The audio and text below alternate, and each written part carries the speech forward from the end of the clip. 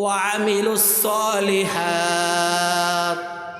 2 নম্বর গুণ হলো আমার আল্লাহ তাআলা বলতেছেন ঈমান আনয়ন করার পর 2 নম্বর গুণ যেটা তোমাকে অন্বেষণ করতে হবে সেটা হলো নেক কাজ করতে হবে, নেক আমল করতে হবে।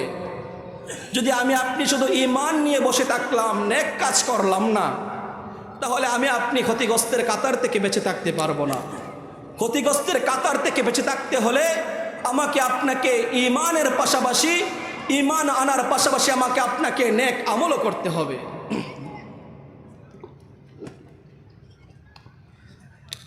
এই জন্য আল্লাহ তাআলা বলতেছেন ওয়ামিলুস সালিহাত, যে হে বান্দা তুমি ঈমান আনার পাশাপাশি 1 নম্বর গুণ অর্জন করার পাশাপাশি তোমাকে 2 নম্বর গুণ যেটা অর্জন করতে হবে সেটা হলো নেক আমলের মাদ্দা তোমার মাঝে তৈয়ার করতে হবে।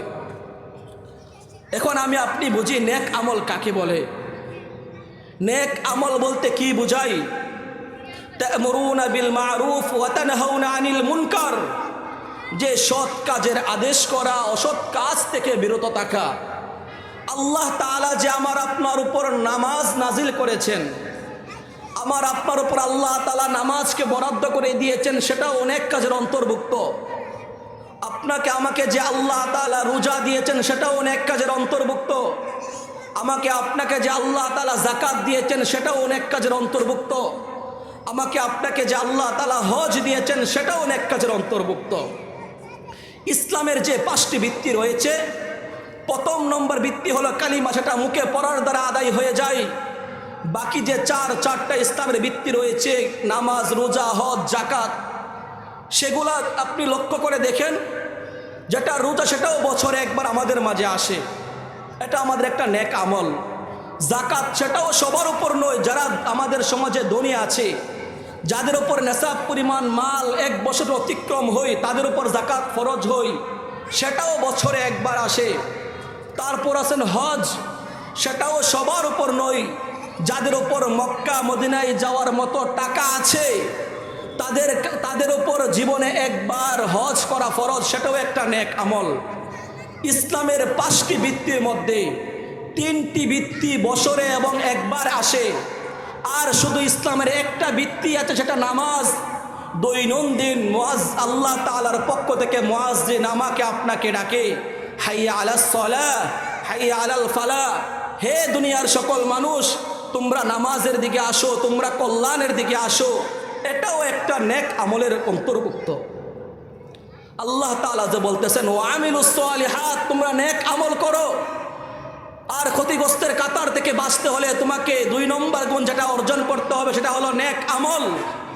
এই নেক আমল আমি আপনি কতটুকু পড়ছি, আমি আপনি আল্লাহর ডাকে কতটুকু সাড়া দিচ্ছি, আমি আল্লাহ তাআলার পথে কতটুকু চলছি, আমি আল্লাহ তাআলার ঘোষণা অনুযায়ী কতটুকু আল্লাহর পথে হাঁটছি, আমি রাসূলের তরিকা মোতাবেক কতটুকু চলছি, রাসূলের কোন কোন সুন্নাহটা আমি পালন করেছি, রাসূলের কোন কোন সুন্নাহটা আমি ছেড়ে দিয়েছি, সেগুলোকে আমাকে হিসাব দিতে হবে।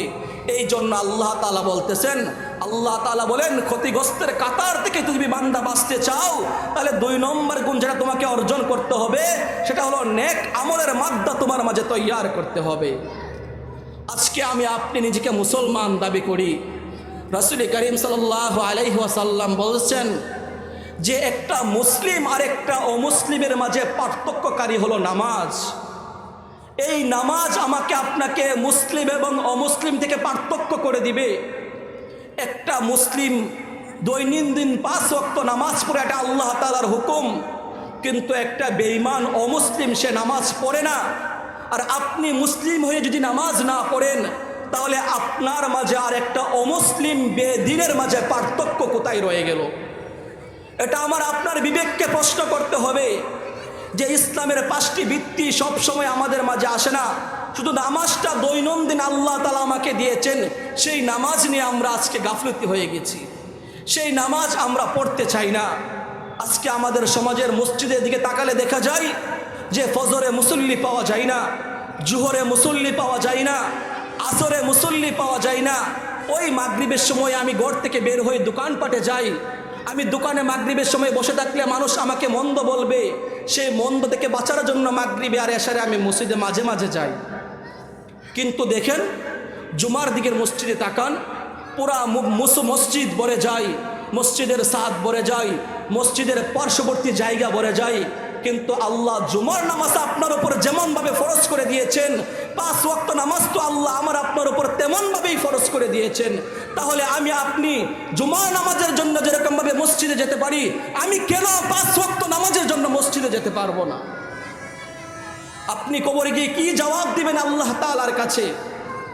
শুধু 5 ওয়াক্ত নামাজ পড়লে কি আপনি 5 ওয়াক্তের সওয়াব পাবেন? আল্লাহ রসুল কি বলেছেন জানেন? আজ বর্তমান যে মাস চলছে সেটা হলো রজব মাস। রসুল করিম সাল্লাল্লাহু আলাইহি ওয়াসাল্লাম এই মাসে আল্লাহ তাআলার সান্নিধ্যে গিয়েছিলেন, যেটাকে আমরা মেরাজের ঘটনা বলে জানি। আল্লাহ রসুল এই মাসে মেরাজ করেছিলেন। এই মাসে আল্লাহ রসুল যখন মেরাজে গিয়েছিলেন, মেরাজে যাওয়ার পর আল্লাহ রসুলের সাথে সাক্ষাৎ করে আল্লাহ রসুলের সাথে সাক্ষাৎ করেছেন, আল্লাহ রসুলের সাথে কথা বলেছেন। এই মেরাজের মধ্যে যায়া হাবিব তার হাবিবকে বলতেছে, রসুল আল্লাহ তাআলাকে বলতেছে, ওগো মালিক, আপনি তো আমাকে মেরাজে এনে সম্মানিত করেছেন, কিন্তু আমার উম্মতদেরকে আপনি কিভাবে সম্মানিত করবেন? এই মেরাজ থেকে আমি আমার উম্মতের জন্য কি নিয়ে যাব? বিস্তারিত বড় লম্বা ঘটনা। যখন আল্লাহ তাআলা এই উম্মতের জন্য রাসূল যখন মেরাজে গিয়েছিলেন, ওই মেরাজের মধ্যেই আল্লাহ তাআলা এই উম্মতের জন্য মুহাম্মদুর রাসূলুল্লাহ সাল্লাল্লাহু আলাইহি ওয়াসাল্লামের উম্মতের জন্য মেরাজের মধ্যে 50 ওয়াক্ত নামাজ দিয়েছিলেন।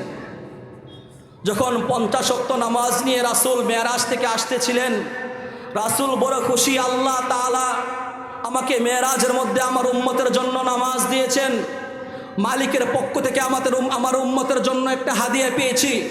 আমার রাসূল খুশিতে আত্মহারা হয়ে যখন আসতেছিলেন, প্রতিমধ্যে মূসা আলাইহিস সালামের সাথে দেখা হয়ে গিয়েছিল। মূসা আলাইহিস সালাম বলতেছে, হে নবী মুহাম্মদুর রাসূলুল্লাহ, আপনি যে আল্লাহ তাআলার সাক্ষাতে গিয়েছেন, ওই সাক্ষাতে আল্লাহ তাআলা আপনার উম্মতের জন্য কি দিয়েছে? আল্লাহর নবী মূসা আলাইহিস সালামকে বলতেছেন যে আল্লাহ তাআলা আমার উম্মতের জন্য 50 ওয়াক্ত নামাজ দিয়েছে।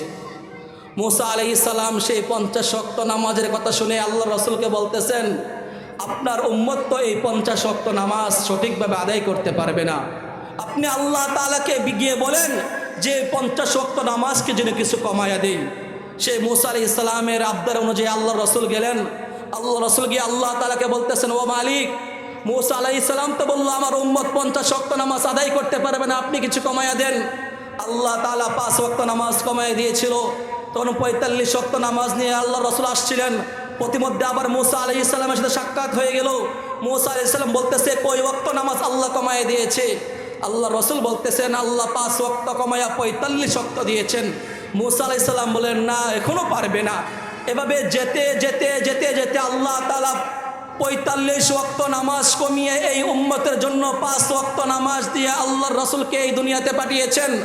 আল্লাহর রসুল এই দুনিয়াতে আইসা এই উম্মতদেরকে ঘোষণা দিয়েছেন, আসসালাতু মিরাজুল মুমিনিন। হে আমার সাহাবায়ে কেরামরা, তোমরা শুনো, আমি রাসূলকে আল্লাহ তাআলার কাছে নিয়ে মেরাজ করিয়েছেন, কথা বলিয়েছেন। আমি আল্লাহ তাআলার সাথে আশেক মাশুকের কথা বলিয়েছি, কিন্তু আল্লাহ তাআলা এই উম্মতের জন্য একটা মেরাজের সিস্টেম চালু করে দিয়েছেন। আমার আল্লাহ তাআলা এই উম্মতের জন্য 5 ওয়াক্ত নামাজ দিয়েছেন। সেই 5 ওয়াক্ত নামাজ যখন আমার উম্মত পড়বে, ওই 5 ওয়াক্ত নামাজ যখন আমার উম্মত সঠিকভাবে আদায় করবে, ওই 5 ওয়াক্ত নামাজের সময় যখন আমার এই উম্মত সূরা ফাতিহা পড়বে, অন্যান্য সূরা পড়বে, আল্লাহ রসুল বলতেছেন ওই উম্মত সরাসরি আল্লাহ তাআলার সাথে কথা বলতেছে। এরকম হবে। আল্লাহ রসুল ঘোষণা করেছেন, আসসালাতু মিরাজুল মুমিনিন। এই উম্মতের জন্য মেরাজ হলো 5 ওয়াক্ত নামাজ। যারা 5 ওয়াক্ত নামাজ সঠিকভাবে আদায় করবে, তারা আল্লাহ তাআলার সাথে মেরাজ করবে। রাসূল করিম সাল্লাল্লাহু আলাইহি ওয়াসাল্লাম বলেন, কোন উম্মত যখন 5 ওয়াক্ত নামাজ সঠিকভাবে আদায় করবে, আল্লাহ তাআলা তাকে 5 ওয়াক্ত নামাজের সওয়াব দিবেন না।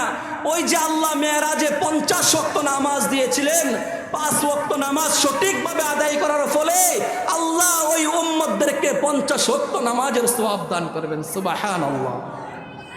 কেমন দামি নবী আমরা পেয়েছি, যেই নবীর খাতিরে আল্লাহ তাআলা আমাদেরকে মেরাজ দিয়েছেন। আর রাসূল বলেছেন এই উম্মতের জন্য মেরাজ হলো নামাজ, আস-সালাতু মিরাজুল মুমিনিন।